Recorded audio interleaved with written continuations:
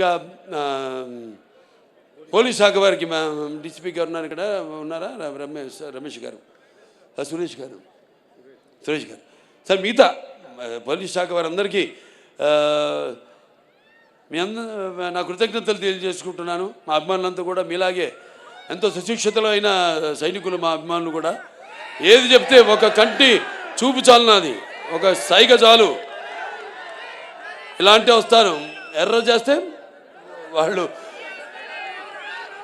తెలుసుకుంటారు, వాళ్ళ అద్దులు వాళ్ళు తెలుసుకుంటారు. సో మీ అందరికీ నా కృతజ్ఞతలు తెలియజేసుకుంటున్నా. అలాగే ఇద్దరు నేను ఈ సభాముఖంగా కృతజ్ఞతలు తెలియజేసుకోవాలి. వాళ్ళ వయసు చిన్నవాళ్ళైనా నా మేకప్ అమ్మాయి విధి, అలాగే నా కాస్ట్యూమర్ అమ్మాయి సంచారి.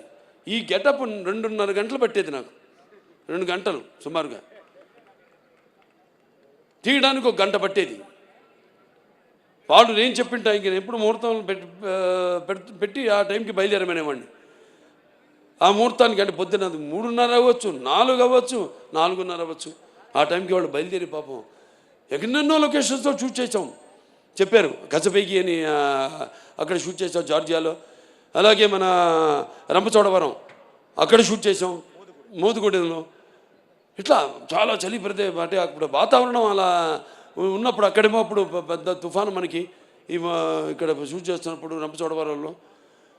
మరి అటువంటి సమయంలో కూడా వాళ్ళందరూ నేను చెప్పిన టైంకి బయలుదేరి నన్ను అనుకున్న టైంకి షూటింగ్ స్టార్ట్ చేసి అనుకున్న టైంకి సినిమా అవ్వాలంటే మరి అందరూ కూడా అలాగే తూచా తప్పకుండా మా సినిమాలంటే మా నాన్నగారు నాకు నేర్పింది అదే అందరూ పాటిస్తుంది. మా సినిమాలో నడుస్తున్న వాళ్ళందరూ దయచేసి ఇండస్ట్రీ కూడా అదంతా పాటించమని, తొందరగా సినిమాలు పూర్తి చేయమని నేను కోరుకుంటున్నాను.